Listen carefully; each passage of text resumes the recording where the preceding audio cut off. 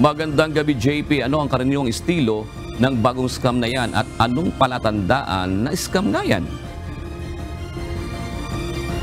June, yung paraan ng scam na ito ay sinesend yung text message sa mga motorista na merong link na kanilang pipindutin at dadalhin sila doon sa isang website kung saan sinasabing meron silang traffic violation at doon sila magbabayad. Pero ayon nga sa MMDA, hindi ito totoo kasi ang nakalagay sa mga text message ay yung no contact apprehension policy na hindi naman epektibo sa ngayon.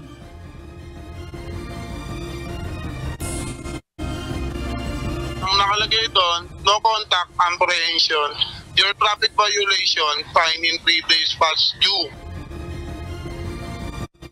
Siya ng text message na nagsasabing meron siyang traffic violation.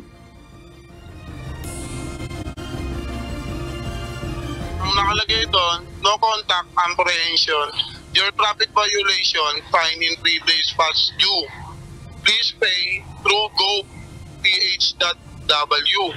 or your driver license will be suspended for 30 days.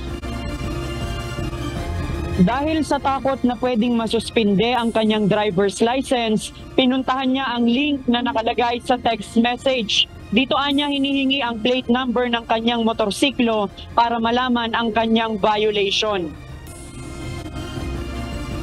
Sabi doon, ilagay doon yung plate number. Ngayon, linagay ko naman si plate number ko. Then, paglabas noon, nakita ko yung violation ko. Yun yung nakalagay na habang daw nagda-drive, nagsiselfone.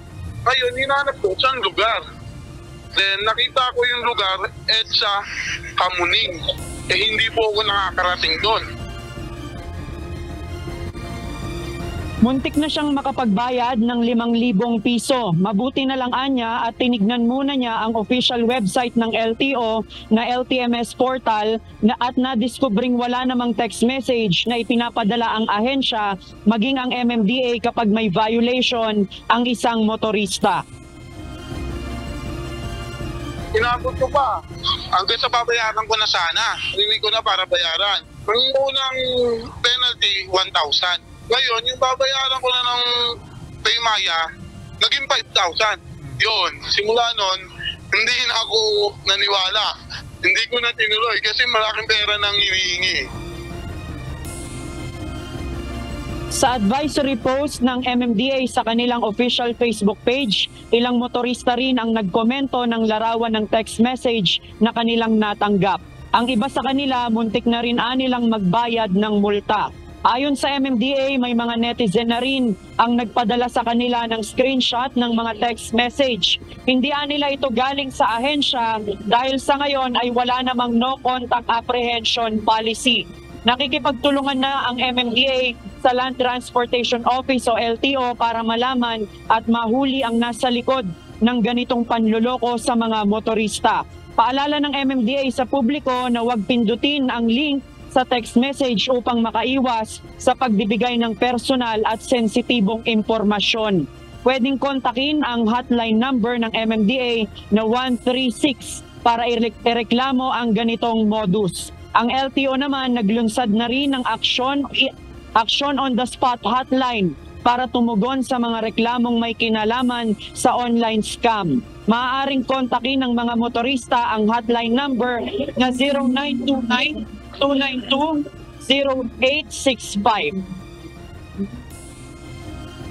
At yun nga, ang paalala ng MMDA, sakali mang merong matanggap yung mga motorista, kung meron mang silang sasakyan, lalo na pagka wala namang sasakyan at nakatanggap ng ganitong text message na merong nakalagay na MMDA at kailangan silang magbayad ng penalty o multa dun sa kanilang traffic violation, ay wag pupuntahan yung link dahil nga makukuha lang yung kanilang personal na impormasyon at magbabayad sila ng multa na hindi naman nila nagawa ang traffic violation.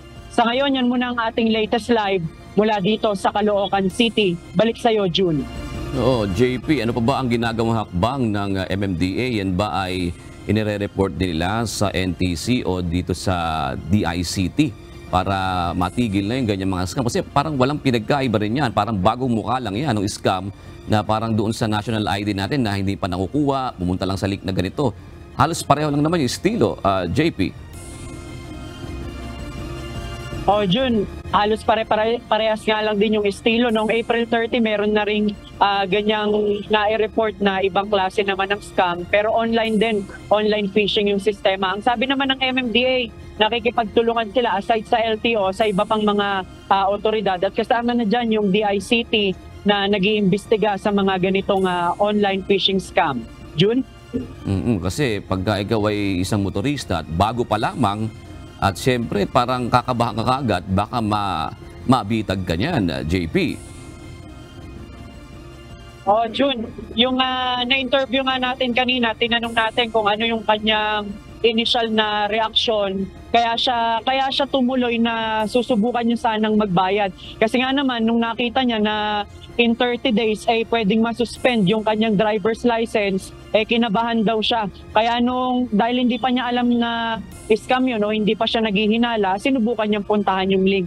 Kaya nga ang paalala din niya dun sa ibang mga katulad niya na motorista, mag-research muna at alamin yung mga bagay-bagay patungkol dito sa ganitong scam para maiwasan na mabiktima ng ganitong klaseng phishing scam.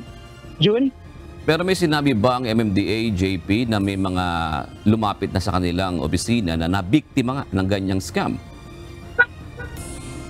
Ang nakita natin, June, kanina, dun sa official na post ng MMDA, merong mga nagsisend ng screenshot at sinasabi nila na nakapagbayad sila doon sa online website at nakuhanan sila ng pera. Pero doon sa MMDA, wala pang sinabi na direkta nagpunta doon sa kanilang opisina. Ang sabi lang ng MMDA, meron din sa kanilang nagpapadala ng mga larawan dahil ang MMDA meron din yung mga official na social media sites na doon din sila tumatanggap ng reklamo ng mga motorista. Kasi nga, ginawa yan ng MMDA para mas convenient doon sa mga magsusumbong na kahit nasa ibang lugar sila ay pwede silang makapagsumbong ng iba't ibang klase ng mga paglabag sa traffic or iba pang mga concern ng mga motorista. June? Pwede bang screenshot lang nung binayaran nila ang ipadala doon sa messenger ba yan ng MMDA, JP? Yes, Jun, pinapadala yan dun sa mismong kagaya nung official Facebook page ng MMDA. May mga nagpapadala dun ng mensahe kung merong reklamo yung mga motorista at yun nga yung tinutugunan ng MMDA. Pwedeng isend nila yung screenshot kung paano sila nakapagbayad, pati yung mga text message na kanilang natanggap para maipakita sa MMDA at magawa ng aksyon yung kanilang reklamo kung sila ay nabiktima ng ganitong klase ng scam. June? Maraming salamat, JP Nunez.